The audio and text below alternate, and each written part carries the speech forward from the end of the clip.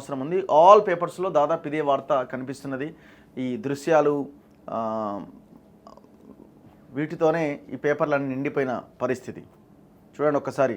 భద్రాద్రి కొత్తగూడెం జిల్లా మనుగూరు పట్టణం సుందరయ్య నగర్లో నివాసాలు చుట్టుముట్టిన వరద నీరు. ఎంత భయంకరంగా ఉంది చూడండి పరిస్థితి. ఏరియల్ వ్యూ చూస్తే ఎక్కడికక్కడ కార్లన్నీ మునిగిపోయినాయి. చాలా దారుణంగా ఉన్నది. సో రోడ్డు మార్గాలు కూడా దాదాపుగా ఇటు మనం ఆంధ్రప్రదేశ్ వెళ్ళడానికి ఈ పిడుగురాళ్ళ ఏరియా ఈ రోడ్లన్నీ కూడా దాదాపుగా మునిగిపోయిన పరిస్థితి. సో రూట్ దారి మళ్లిస్తూ ఉన్నారు అటు నుంచి వెళ్ళే ప్రయాణికులని. ఇటు చూడండి.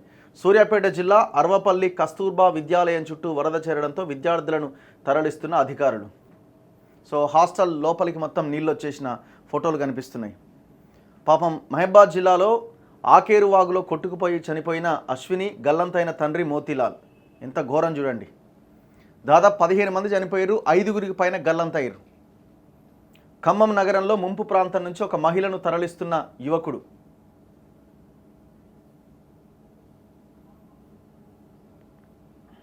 హైదరాబాద్ విజయవాడ జాతీయ రహదారిపై కోదాడ నల్లబండగూడెం వద్ద వరద ప్రవాహం. ఈ ఫోటో ఒకసారి చూడండి ఎంత భయంకరంగా ఉంది. నేషనల్ హైవే ఇది. సో రైలు ట్రాకే కొట్టుకుపోయింది ఆల్మోస్ట్. మహబాద్ జిల్లాలో ఇంటికన్నే కేసముద్రం స్టేషన్ల మధ్య వరద ఉధృతికి మట్టి కొట్టుకుపోయి వేలాడుతున్న రైలు పట్టాలు. సో 2 తెలుగు రాష్ట్రాల మధ్య రాకపోకలు ఆల్మోస్ట్ బంద్ అయిపోయినాయి. పల్లె పట్నం కన్నీటిమయం. కుంభవృష్టితో రాష్ట్రం అతలాకుతలం. ఉమ్మడి ఖమ్మం, వరంగల్, నల్గొండ జిల్లాల్లో భారీ నష్టం. ఖమ్మం జిల్లాలో వరదల్లో చిక్కుకున్న 110 గ్రామాలు. మున్నేరు పోటెత్తడంతో ఖమ్మం నగరంలో 10 అడుగుల మేర వరద.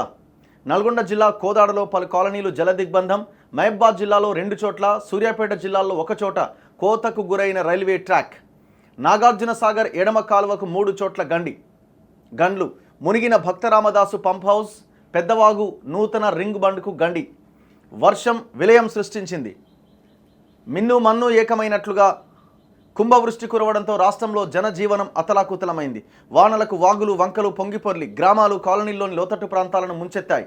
ప్రధానంగా ఉమ్మడి ఖమ్మం, వరంగల్, నల్గొండ జిల్లాల్లో భారీ నష్టం వాటిల్లింది. మిగిలిన జిల్లాల్లో కొన్ని చోట్ల ముంపు ఏర్పడ్డది. ఖమ్మం జిల్లాలో మున్నేరు వాగు పోటెత్తి ఖమ్మం నగరాన్ని ముంచెత్తింది. 15 కాలనీల్లో ఇళ్లు మునిగిపోయాయి. మహబాద్ జిల్లా జలదిగ్బంధంలో చిక్కున్నది. జిల్లా కేంద్రం నీట మునిగింది. మహబాద్ జిల్లాలో ఇంటికన్నే కేసముద్రం స్టేషన్ల మధ్య కిలోమీటరు మేర, మహబాద్ తాళ్లపూసపల్లి స్టేషన్ల మధ్య సుమారు 300 మీటర్ల మేర ట్రాక్ కోతకు గురైంది. ఈ మార్గంలో 24 రైళ్ల రాకపోకలను ఆపేశారు. సూర్యాపేట జిల్లా మఠంపల్లి వద్ద రైలు పట్టాల కింద కట్ట కోతకు గురైంది. రాష్ట్రంలో అనేక చోట్ల వర్షాలు, ఈదురుగాలులకు ఇళ్ళు, గోడలు, చెట్లు కూలిపోయినాయి.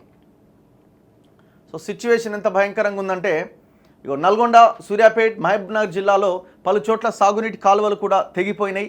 చెరువుల కట్టలు కొట్టుకుపోయినాయి. నాగార్జున సాగర్ ఎడమ కాలువకు సూర్యాపేట జిల్లా నడిగూడెం మండలం కాగిత రామచంద్రాపురంలో 135.5 కిలోమీటర్ల వద్ద సాగర్ ఎడమ కాలువకు భారీగా గండిపడ్డదట. ఖమ్మం జిల్లా పరిధిలో కూడా నాగార్జున సాగర్ ఎడమ కాలువకు 2 చోట్ల భారీ గండ్లు పడ్డాయి. రాష్ట్ర వ్యాప్తంగా వర్షాలకు 15 మంది చనిపోయారు, 5గురికి పైగా గల్లంతయ్యారు. హైదరాబాద్ విజయవాడ జాతీయ రహదారిపైన అనేక చోట్ల వరద చేరడంతో కిలోమీటర్ల మేర వాహనాలు నిలిచిపోయాయి. పలుచోట్ల పోలీస్ బందోబస్తు ఏర్పాటు చేసి ట్రాఫిక్ను దారి మళ్లించిన పరిస్థితి. ఖమ్మం అయితే టోటల్ కొలాప్స్ అయిన పరిస్థితి వచ్చింది. మన 2020లో వచ్చిన వరదలు ఆ స్థాయిలో వాతావరణం కనిపిస్తున్నది. ముఖ్యంగా ఖమ్మం నగరం సమీపంలోని మున్నేరు వాగులో ప్రవాహ ఉధృతి పెరగడంతో పరివాహకంలోని కాలనీలు, బస్తీలన్నీ మునిగిపోయినాయి. నగరంలో సుమారు 15 కాలనీలు ముంపునకు గురైనాయి. 10 అడుగుల మేర వరద ప్రవహించడంతో కొన్ని భవనాల 2వ అంతస్తు వరకు నీరు చేరింది. 2nd ఫ్లోర్ వరకు నీళ్ళు వచ్చినాయట. 3వ అంతస్తు ఆ పైన ఉన్న భవనాలపైకి జనం చేరుకొని సహాయం కోసం ఎదురు చూశారు. ఖమ్మం జిల్లాలో 110 గ్రామాలు వరద ప్రభావానికి గురైనట్లు అంచనా వేస్తున్నారు. శనివారం రాత్రి నుంచి భారీ వర్షం కురవడంతో భద్రాద్రి జిల్లా మనుగూరు పట్టణంలో చాలా ఇండ్లలోకి వరద నీరు వచ్చింది. ఆదివారం ఉదయం మొత్తం 10 కాలనీలు జల దిగ్బంధంలో చిక్కుకున్నాయి. కార్లు, ద్విచక్ర వాహనాలు కొట్టుకుపోయాయి. కొన్ని ఇళ్లు, దుకాణాల నుంచి సరుకులు కొట్టుకుపోయినాయి. వాగులు ఉప్పొంగి గుండాల మండలంలో 4 గ్రామాలకు, ఆళ్లపల్లి మండలంలో 3 గ్రామాలకు రాకపోకలు నిలిచిపోయాయి. ముల్కలపల్లి మండలం కొత్తూరు శివారులో సీతారామ ప్రాజెక్టు ప్రధాన కాలువకు 30 మీటర్ల మేర గండిపడ్డదట. సో ఓవరాల్ అప్డేట్ ఇది. చాలా దారుణంగా ఉన్నది సిచ్యువేషన్. కోదాడలో కోదాడ పట్టణం నుంచి దిగువకు వస్తున్న వరదతో చిమిరియాల వాగు, పాలేరు వాగుల్లో వరద ఒక్కసారిగా పెరిగింది. కోదాడలో గత 30 సంవత్సరాల్లో ఎన్నడూ లేనంతగా వర్షం కురవడం, ఆక్రమణల కారణంగా పెద్ద చెరువు అలుగు నీళ్లు బయటకు వెళ్ళలేని పరిస్థితి ఉండడంతో పలు ప్రాంతాలు నీట మునిగినాయి. ఆడ కూడా కబ్జాలే. చిలుకూరు మండలం నారాయణపురం చెరువు కట్ట తెగిపోవడంతో కోదాడ టౌన్లోకి వరద ప్రవాహం చేరుతోందట. 2 లారీలు బస్సులతో పాటు పలు వాహనాలు వరదలో కొట్టుకుపోయినాయట. నల్గొండ జిల్లా మిర్యాలగూడలో భారీ వర్షంతో పలు కాలనీలు పూర్తిగా మునిగిపోయినాయి. ఇగో భక్త రామదాసు పంప్ హౌస్ భారీ వరదలో పంపులు, విద్యుత్ ప్యానెళ్లు. రాష్ట్ర వ్యాప్తంగా 165 చెరువులకు నష్టం. ఇది భక్త రామదాస్ ఎత్తిపోతల పథకంలోని పంప్ హౌస్ మొత్తం నీట మునిగింది. భారీ నష్టం. సో ఆసుపత్రులు, విద్యుత్ ఉప కేంద్రాల్లో కూడా నీళ్ళు వచ్చినాయి. ఉమ్మడి మహబూబ్నగర్ జిల్లాను భారీ వర్షాలు అతలాకుతలం చేశాయి. మహబూబ్నగర్లో ప్రధాన రహదారులు, డ్రైన్లు కలిసి వాగులను తలపించాయి. శ్రీశైలానికి వెళ్లే ఘాట్ రోడ్డు పైన కొండ చర్యలు విరిగిపడ్డాయి. ఉమ్మడి కరీంనగర్ జిల్లాలో ఎడతెరిపి లేని వర్షానికి పలు గ్రామాల మధ్య రాకపోకలు స్తంభించినాయి. ధర్మపురి వద్ద గోదావరి ఉధృతంగా ప్రవహిస్తోంది. కరీంనగర్ వరంగల్ జాతీయ రహదారిపైన శంకరపట్నం వద్ద రోడ్డు చెరువును తలపించేలా నిండిపోవడంతో వాహనదారులు ఇబ్బంది పడ్డారు.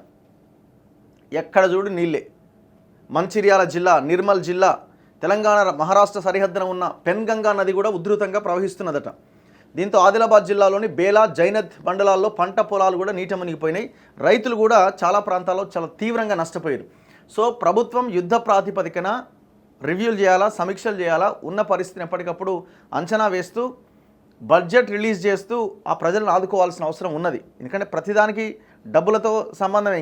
ఇప్పుడు వాళ్ళని ఇంకో ప్రాంతానికి తరలించాలన్నా, వాళ్ళకి ఏమైనా సహాయం చేయాలన్నా ఇమీడియట్గా బడ్జెట్ కావాలా.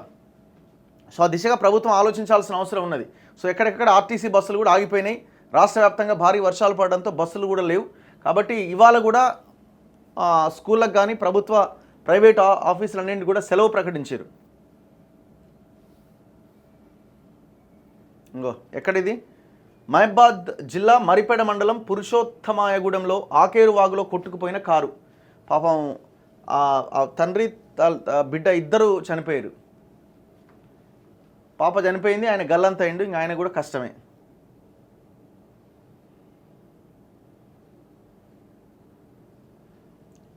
చూడండి, ఖమ్మం నగరంలో మున్నేరు ఉగ్రరూపం ఎట్లా ప్రవహిస్తుందో చూడండి.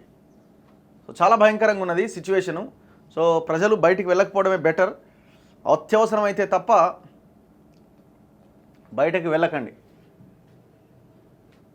సో ఇది వర్షాలకు సంబంధించి ముఖ్యమంత్రి అంటుండు, సహాయక చర్యల్ని ముమ్మరం చేయండి. ఉద్యోగులకు సెలవులు రద్దు చేసిరట. అత్యవసర విభాగాలు అప్రమత్తంగా ఉండాలి. వరద నీటిని ఎత్తిపోసి రిజర్వాయర్లు నింపండి. సీఎం రేవంత్ రెడ్డి ఆదేశాలు. వరద ప్రాంతాల్లో తక్షణమే సహాయక చర్యలు ముమ్మరం చేయాలని ముఖ్యమంత్రి రేవంత్ రెడ్డి అధికారులను ఆదేశించారు. అధికారులు సెలవులు పెట్టొద్దు, సెలవులు పెట్టిన వారు వెంటనే రద్దు చేసుకుని పనుల్లో నిమగ్నం కావాలి. అత్యవసర విభాగాల అధికారులు క్షేత్రస్థాయిలో నిరంతరం పరిస్థితిని సమీక్షిస్తూ సమాచారాన్ని ఎప్పటికప్పుడు సీఎంఓకు పంపాలి అని స్పష్టం చేశారు. వర్షాలు, వరదల నేపథ్యంలో సీఎం ఆదివారం ఉన్నతాధికారులతో సమీక్ష నిర్వహించారు. బెజవాడ గజగజ ముంపులో చిక్కుకున్న 2,76,000 మందట. ఆహారం, తాగునీరు లేక ఆర్తనాదాలు. బుడమేరు పొంగడంతో నగరం అష్టదిగ్బంధం. నగరంలోని చాలా ప్రాంతాలకు స్తంభించిన రాకపోకలు. సో ఇది విజయవాడ ప్రజల కష్టాలు. ఆంధ్రప్రదేశ్లో పరిస్థితి చాలా దారుణంగా ఉంది. 2,76,000 మంది జల దిగ్బంధంలో ఉన్నారు. వాళ్ళు బయటికి వెళ్ళలేని సిచ్యువేషన్ అన్నమాట.